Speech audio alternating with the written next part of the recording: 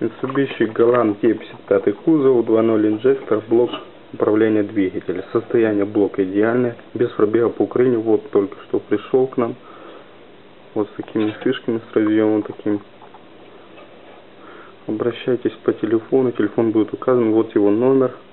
Телефон будет указан под комментариями. В наличии другие запчасти, обращайтесь.